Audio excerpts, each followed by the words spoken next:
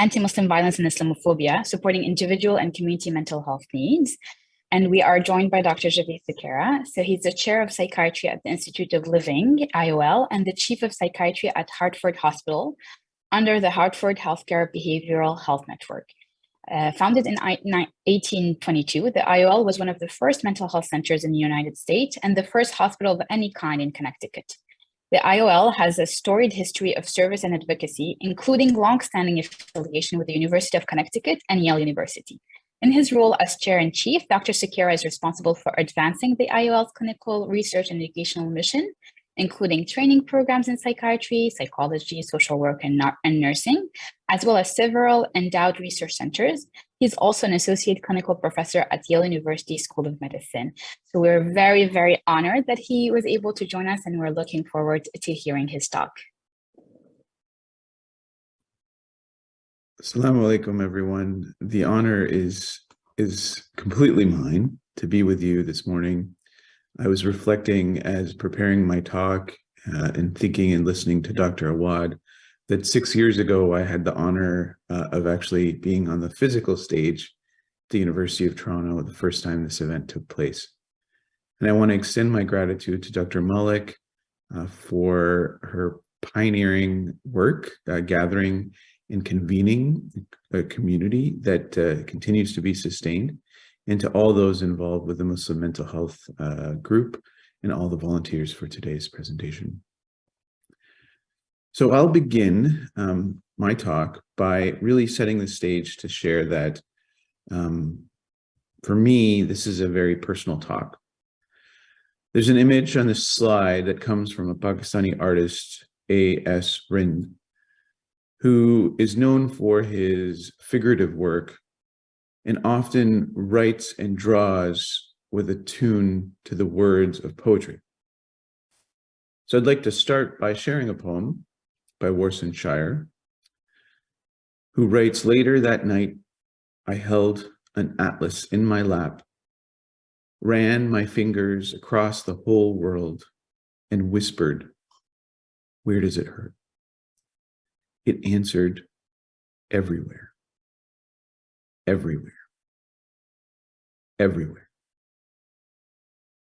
We, as Muslims, and many of us who aren't Muslim, but understand and appreciate the hurt and the pain that so many have endured due to anti-Muslim violence and Islamophobia, can appreciate that a talk on this topic is not one that can happen without recognizing the humanness of all of us that are participating together in this virtual room.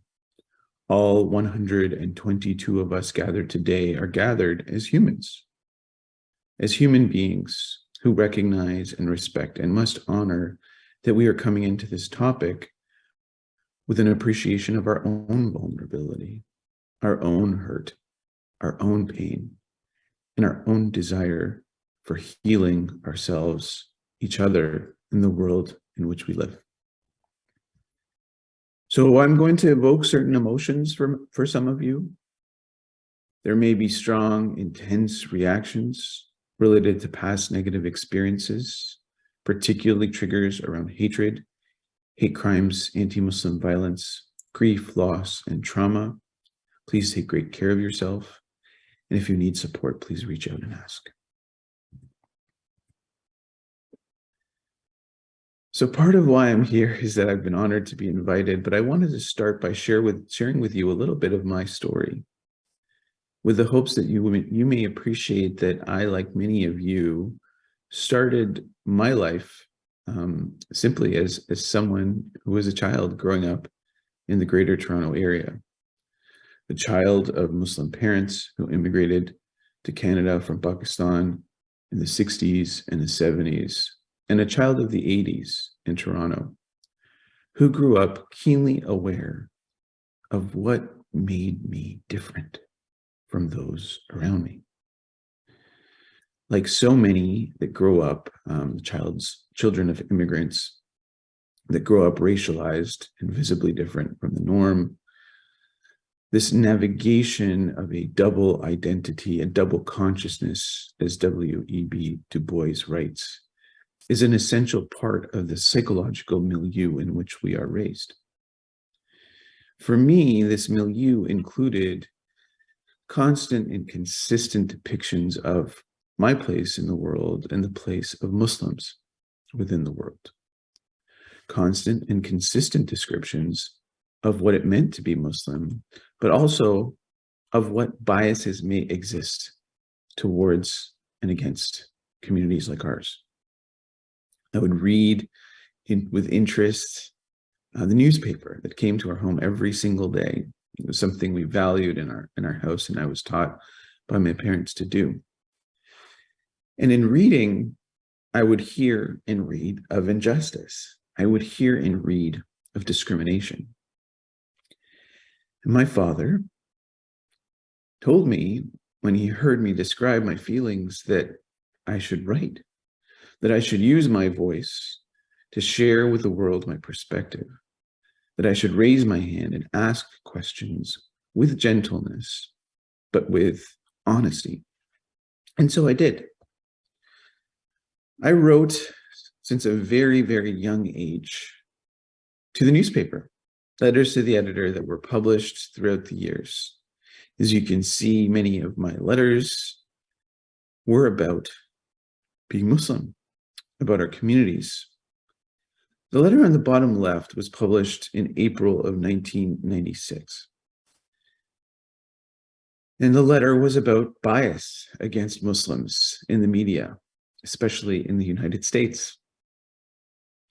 Shortly after this letter was published, I received a soggy envelope in the mail. It seemed as though moisture had creeped into the paper, and it gently tore apart as I opened it.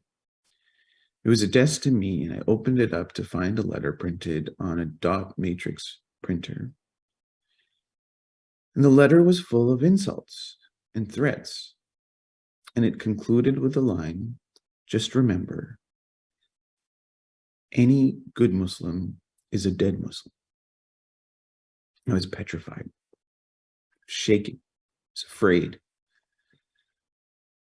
And I was blessed to have my father there with me, who said to me that the person that wrote this to you is a coward. They didn't even sign their name. They're trying to silence you and to silence your voice. And you will never let anyone silence your voice. So this young boy who wrote letters to the newspaper ended up going through lots of twists and turns in my career, ending up completing my training in medicine and psychiatry and child psychiatry and landing in London, Ontario, not too far from Toronto, halfway between Toronto and Detroit. And landing in a Canadian healthcare system, which I had revered my entire life, yet a system where I was attuned to a different kind of prejudice and discrimination. The kind of prejudice and discrimination that's created a system where mental health services are prejudicially underfunded. And the kind of system where, at that time in 2014, if you needed a bed in an inpatient psychiatric setting, you could be waiting up to 3 weeks on a stretcher in a hallway. I realized in these moments early in my career that so much of the discrimination that I spoke up against was happening right in front of me towards my patients who were being dehumanized in front of my eyes. So I continued to speak up. I continue to speak up today about these forms of discrimination and prejudice, as well as the double discrimination and prejudice that racialized communities, particularly Black and Indigenous communities, experience, as well as the gendered ways in which Islamophobia and anti-Muslim violence persist, both in its presence and in the silence of those who ignore or deny. What I learned through my career and our research on issues of prejudice, discrimination, bias, and mistrust is that when people who are sensitized to these experiences, who are labeled and stereotyped, connect within healthcare. It is we, us, who are here today that are part of this discrimination. It is we and us who engage in implicit labeling. And when we encounter challenges, things that make us uncomfortable, we also implicitly avoid. Yet so many who experience care in our systems experience our avoidance as judgment and discrimination. And we all continue to spin in these cycles of shame, blame, and avoidance. So early in my career, I started with a simple idea that so much of our teaching and training about topics like Islamophobia or prejudice or labeling is built upon a flawed and faulty presumption or assumption. I shared this very slide 6 years ago about how so much of our discourse ends up being pointing fingers towards others who we perceive as part of the problem. As those of us who identify with the Muslim faith tradition, we point the finger of Islamophobia or discrimination towards those who we perceive as not us. But what I argued through our work is that perhaps instead of spending this energy pointing our fingers at others, we must begin by holding up the mirror to ourselves and to our systems, and to be mindful of the words that we should not walk upon the earth exultantly, that we will never tear the earth apart, that we will never reach the mountains in height, and that if we hold up this mirror to ourselves, we must have humility about our flaws, our shortcomings, and vulnerabilities. Our early research looked at this very question about what happens when we hold up the mirror to ourselves as health professionals, as mental health professionals, and as part of a system that is complicit and does engage in harm. And our recognition that we are part of a healthcare system that is built around Eurocentric norms that actually teaches us to disconnect from our very humanness. When we held up the mirror to health professionals, they said, well, we can't possibly be part of this system. We can't possibly engage in prejudice and discrimination because we're professionals. We're objective. We're not biased. But of course, we're human. And humans have bias too. This kind of identity compartmentalization as a defense mechanism may have seemed adaptive, but I will make the case that it is not, that there is a human cost to disconnecting ourselves from who we are. I will make the case that the norms around self-disclosure were built at a time and for a population that did not look like most of us. Many of us for whom our identity is something we wear, is a garment that we cannot shed. But I want to pause for a moment from this discussion about research. And I want to pause to share part of why I'm really here. Again, many will find this video, it's a 6-minute video, quite triggering. Please, again, take care of your own selves in regards to how much or how little you wish to engage.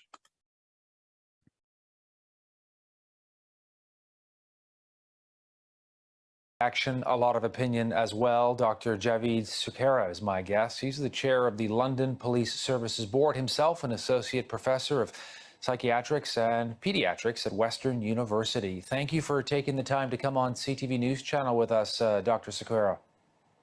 Thank you for having me, Todd. You know, I know that you on Twitter have sent out some messages saying this is something you yourself have been targeted with, hate messages as well, and that, you know, people need to understand how often this goes on. It may not get the type of news coverage that it should, but it does happen every day in very personal and hurtful ways. Tell me a little bit about how you're framing what we saw happen in London, Ontario, where you are over the past 36 hours. So for me, this is a very personal tragedy because of our family's relationship with the deceased. and the survivor. So I'm just trying to process as much as I can with my family and my kids. But I do think this is a moment for us in Canada to recognize that the kind of denialism and avoidance that we've created as a nation when it comes to hatred in our midst has a human cost. We can't look away any longer. We have to confront it, and we have to rise up as a community to do what we can so that my kids and everyone else's kids can have a walk and feel safe. I know about your connection to the family who were killed, and tell me how you are explaining that to your own children. It's a difficult conversation. I'm a child psychiatrist, so I do this professionally, but it's entirely different when your children are involved. The main thing that I need to tell them is to create space to honor their feelings, however complex they might be, to remind them that I love them, but also to be very clear that they should never, ever for a second question their place in this world, in this country, and that they should never, ever be afraid to be unapologetically who they are. We were talking to our correspondent in London a few moments ago who was telling us, that this is a community about 30,000 strong, as you know, and one of the oldest mosques in Canada is in London. Tell me how the community is reacting. What are you hearing, Dr. Sukhera, from people that have perhaps reached out to you, that you've spoken to since this story broke? It's just it's a hurricane. It sometimes feels calm, and sometimes it feels like we're all being rolled up against one another. There's such a heavy mix of emotions, such a heavy mix of fear and grief. This was a family that just gave so much love into the world, and so they've touched so many people's lives. So there's a lot of mourning, there's a lot of concern, but there's also a lot of strength and a lot of community.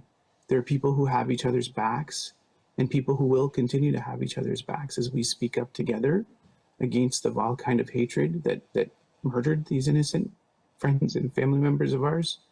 And we are coming together where we can. The Prime Minister will be at this vigil along with a number of other political leaders. Justin Trudeau also calling it terrorism. What's your take on that whole angle to this? And I appreciate that it's difficult because you knew the family directly. There are those, I've interviewed them here on this program yesterday, who say we need to get a lot tougher with hate. We need to get a lot tougher with online groups. We need to take this a lot more seriously. That includes law enforcement that may, in some cases, turn a blind eye or not take it seriously enough. What do you think? Well, I think we need to validate people's fears, but also provide reassurance. Our police service stands shoulder to shoulder with us here, and I say that in my formal role. But I agree that hatred is a huge problem, particularly white supremacist hatred in Canada. This is a problem that's endemic, and that we have to do something about it. But I'm actually much more concerned about the nice racism in Canada, about the kinds of snide and sly comments, about the demagoguery that feeds discourse on borders and values that dehumanizes people like me and my family. So I ask that all parties come together in a nonpartisan way to remember that our lives matter, Muslim lives matter, and that we need to rise up with compassion and love for one another and root this out where we can. You said nice racism, so I'm curious because that's a really important part of this here. Can you tell us what you mean by that? Nice racism is when people work very hard to deny how they may implicitly hold up racist systems that make their fellow community members feel unsafe. And in Canada, we have to have a reckoning with our nice racism. We have to recognize that there are many of us who don't feel safe in our communities, and that we have to name it. I work in this field, I do research in this field. As early as 18 months ago, I was explicitly discouraged from using the word racism because it made people uncomfortable. But I will not hold back from that any longer, and I will not be silent any longer. We need to name this for what it is, and we need to speak up and recognize that we're all a part of this. Doesn't matter what your skin color is, but you're all a part of it, and we're all a part of the problem, and we're also all a part of the solution. Dr. Sukhera, thank you for taking a bit of time today. I appreciate you coming on the program. I know doing interviews like this, it's not easy, especially considering you knew the family, but thank you for getting the message out there and being part of our conversation with us here on CTV News. Thank you so much. I really appreciate it.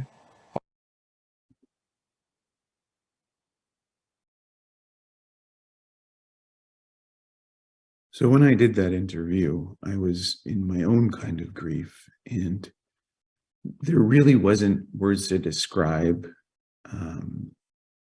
how dry my throat was and how difficult it was to have that conversation. But I share it with you today because it's an essential part of how we understand and address this issue. I share it with you because I cannot be anything but myself, nor can you. So none of the work that we do academically or clinically can ever make an impact until we recognize who we are as human beings in our role, our humanness, until we recognize that there is an illusion that we are somehow separate from those we serve. It is a myth that we somehow cannot feel pain or cannot hurt in those ways. For me, for us in our lives and our careers, so much of this really exploded into the mainstream discourse leading up to the United States presidential election in 2016. The messages that so many young Muslims experienced or were exposed to, actually young and old, were the explicit demonization of who we are. This trend, these threats, this discourse continued to culminate in the election of someone who explicitly wanted people to hate us.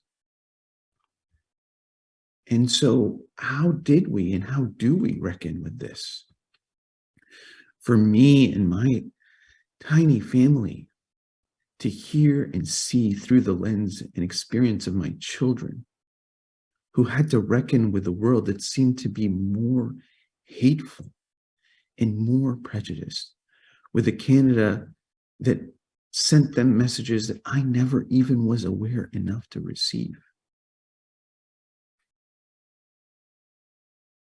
So recognizing that this kind of hatred can happen, this kind of trauma can happen to us as individuals and communities, we can also recognize that it takes an explicit toll on our individual and community mental health. When there are negative, demonizing messages that stereotype groups, it can lead to the internalization of these stereotypes. Can lead to the acceptance by members of groups that are stigmatized about negative messages regarding their own abilities or their self-worth.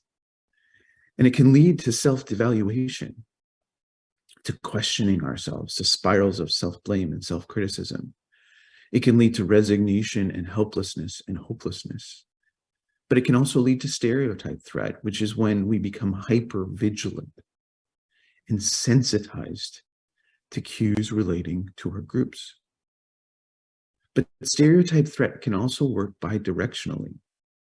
Those of us that work in health systems, we are actually part of the dominant group in which we implicitly prime ourselves to internalize our sense of power and can lead us towards coercive practices.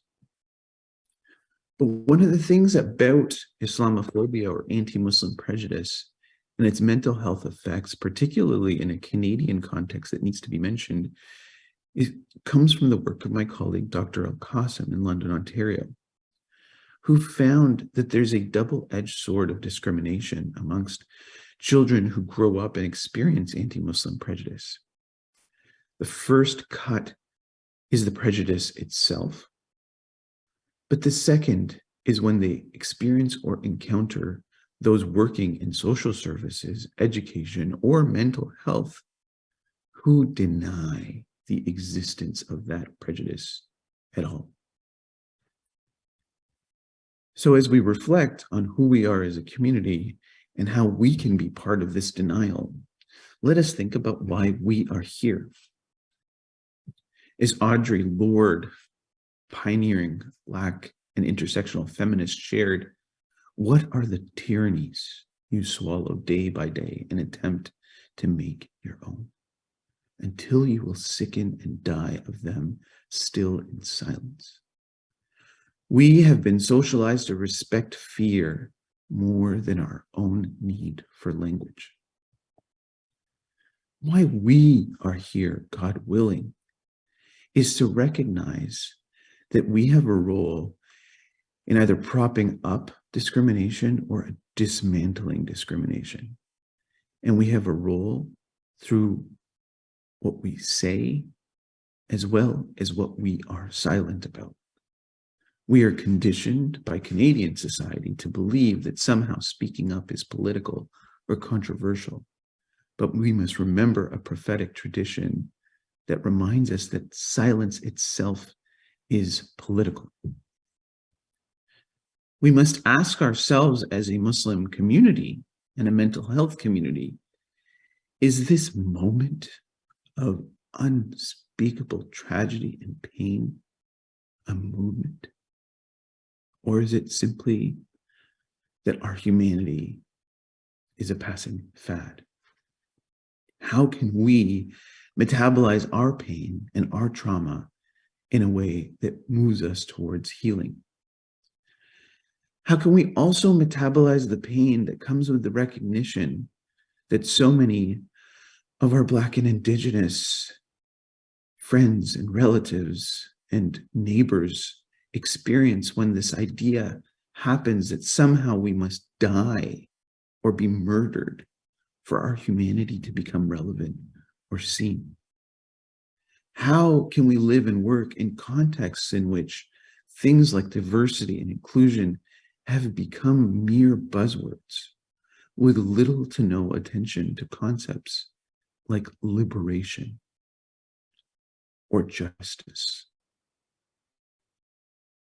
In contexts where performative anti-racism has now become the norm. People look for medals and badges and virtue signal about how great and righteous they may be, without remembering that none of us are as high as any mountain. So where do we go from here? What is the path forward towards healing for ourselves as individuals and communities? Will our silence protect us? Well, our friends in London were good, God-fearing people. Their silence didn't protect them when they went out for a walk on a Sunday evening. And our silence won't protect us. But the problem with speaking up,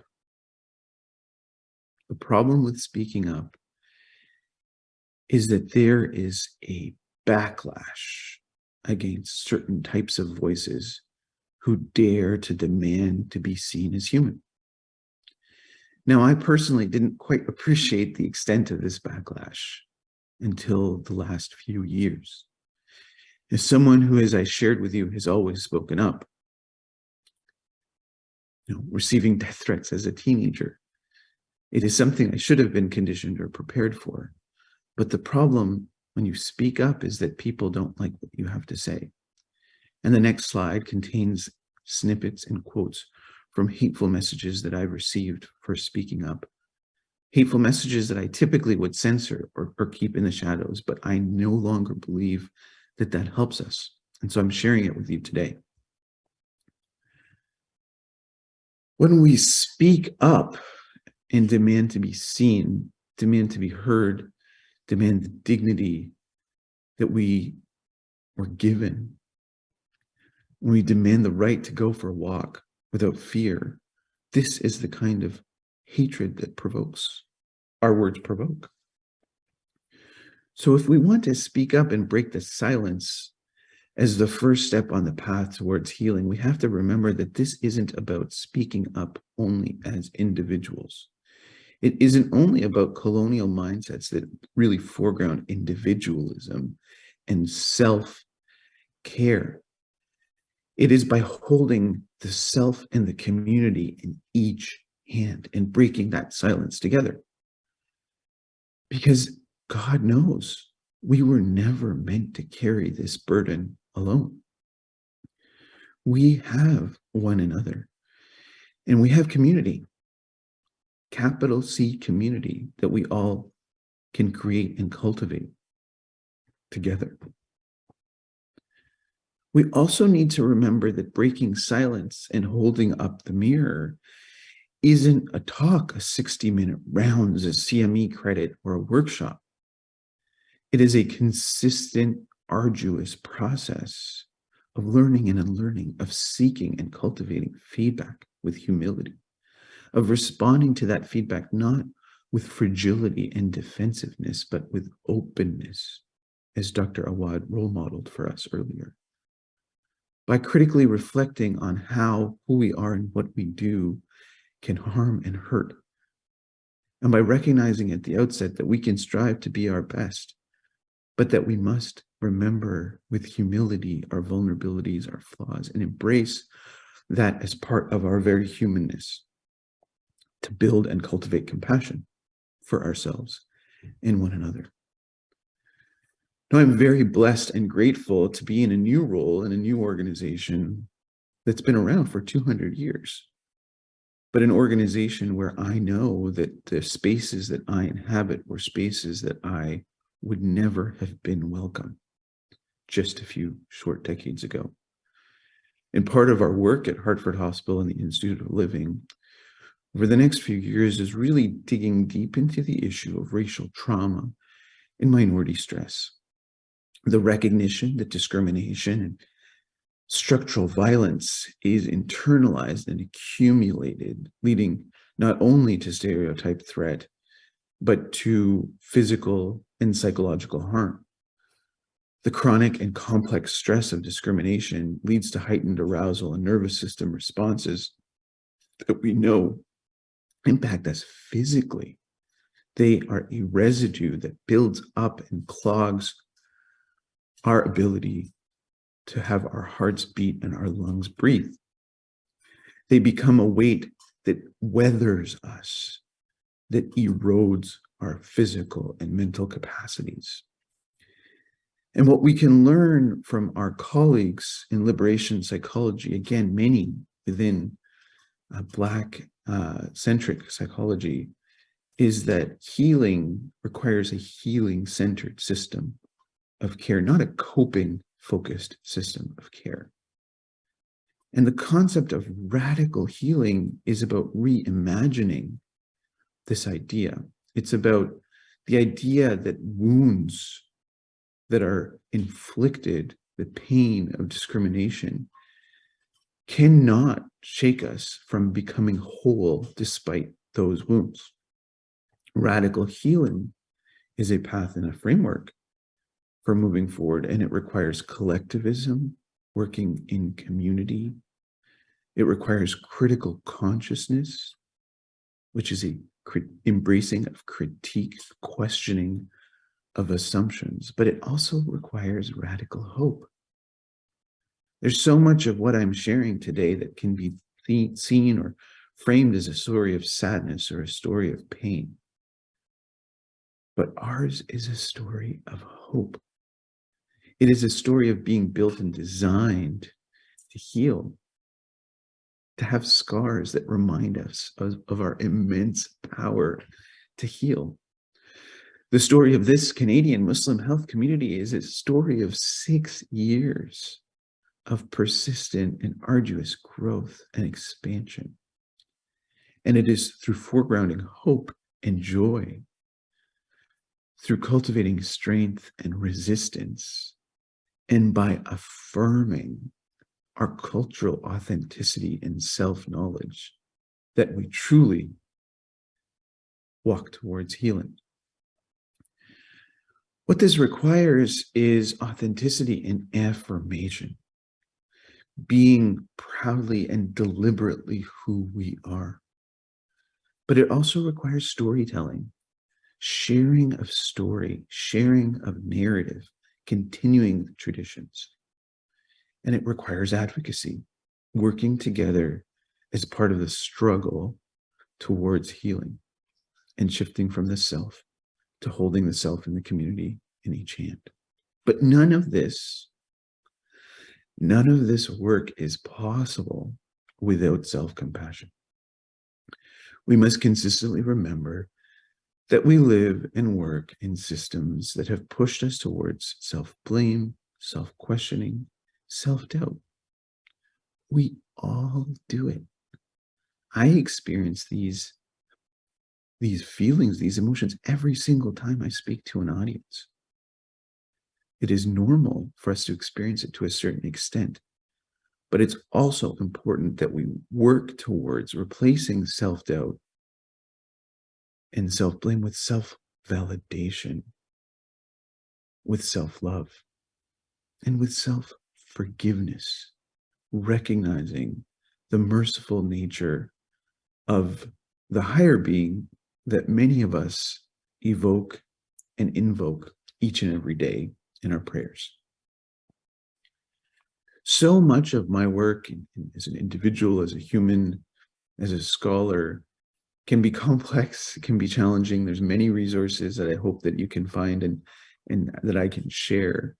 But whenever I give a talk, people often say, what is that one thing? What is that thing that I can leave today thinking and reminding? And what I want to leave you with is really simple. This immensity of hurt and pain can feel so overwhelming. It can feel so confusing. We can think, what can we do? How can we do it? But it really, truly comes down to three things. We can't create safe spaces. This is a misnomer. Safe spaces might feel safe to us, but they will never be safe for everyone in the room. What we can do is inch us towards braver spaces. Spaces where we recognize the importance of speaking even if our voice shakes. But what this requires is shifting away from coercive cycles that are built into the coercive underpinnings of fields like medicine and psychiatry in the Western sense. And we can enhance agency and choice, promote shared decision-making, and create space for conversations rather than impose decisions. And we can role model vulnerability. We can bring our humanity to the table. That doesn't mean oversharing. That doesn't mean boundary crossing, but it means honoring our humanness as an essential ingredient in building trust when there is a context of historical mistrust. But lastly, all we need to remember is whether we're working in advocacy, in education, or we're working with clients and families, it's never about us holding their hand and walking towards something we may not know. It's about co-designing that path together, about giving and creating space and grace to walk forward hand in hand towards an uncertain future. Started with a poem, and for those that asked, it was A.S. Rind, R-I-N-D, was the name of the artist. And I share and conclude with a poem. The background for this poem is a simple piece that invokes the pronoun, that invokes he, the greater power, that is now hanging Islamic calligraphy on the wall of my new office in the 200-year-old Institute of Living. Hurting and healing feels like prickly rage, tempered by cool marble under my bare feet, humbled by bristly carpet under my forehead. My heart tries to be heavy, so I try to lighten its load by loving and being loved, unencumbered, deliberate, unafraid. Thank you so much, Jazakallah, to all the organizers, and I'm grateful that we have some time for discussion and dialogue. Jazakallah khair, Dr. Sukhera. I think there's a lot of feelings that we're feeling by this authentic and very inspiring talk you just gave. And I think we will continue processing this. And I just want to thank you for this presentation that resonates with a lot of us. I think a lot of us working in this field or trying to help have been wounded ourselves. And I think we use these wounds or try to use these wounds to advocate or help others, and in a way that is part of the healing. And I want to open up for a Q&A. We have 10 minutes, so we do have time to kind of take some and continue this conversation together. So you can use a Q&A box to ask questions.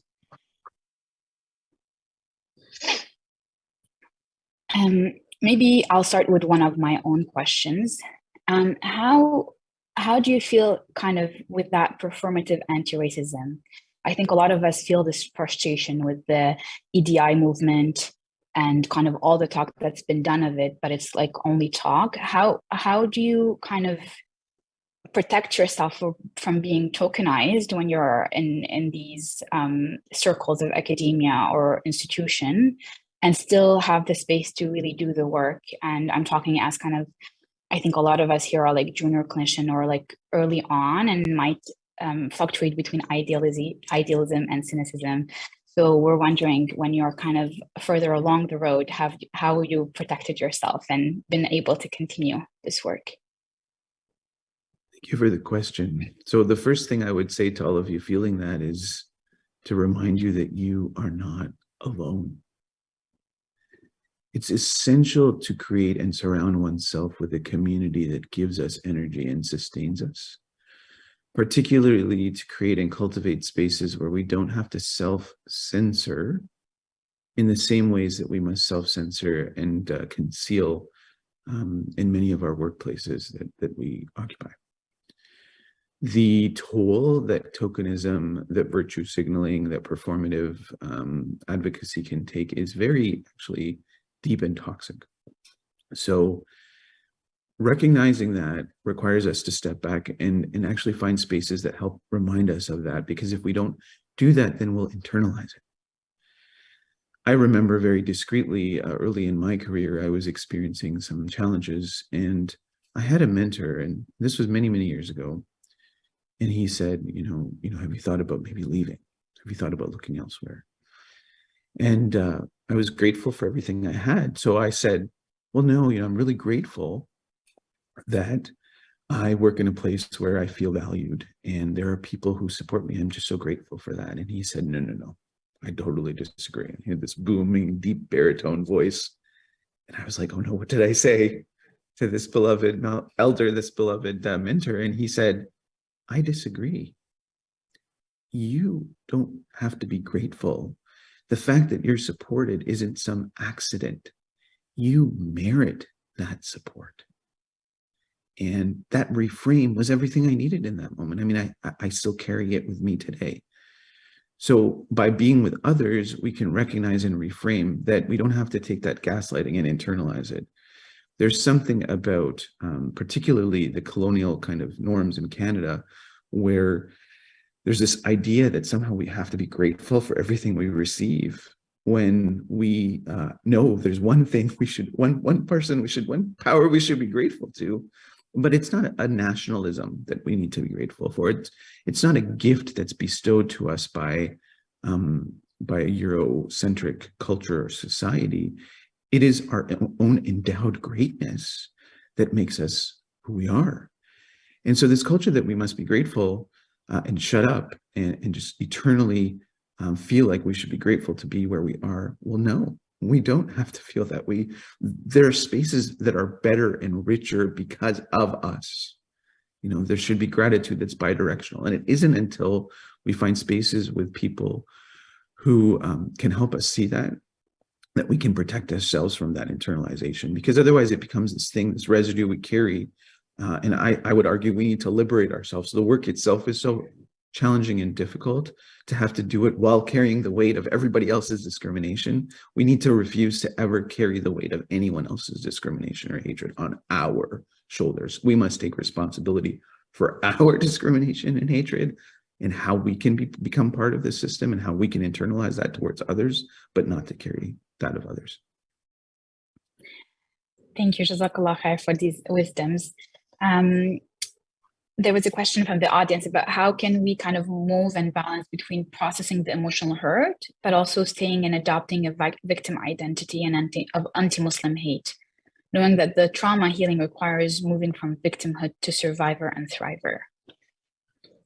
Excellent question, a very astute question, because part of understanding and appreciating this wealth of knowledge that's led us towards a deeper understanding of trauma and violence-informed care is the recognition that healing as a process comes from the journey from being and perceiving oneself as a victim to a survivor, right? As a victim without agency, as someone to whom something is done without consent or power, towards standing firm in our personhood and our own power to know that we can reclaim these hateful experiences, these wounds, and that we heal by not being a passive agent to which something was done, but to being an active participant in healing ourselves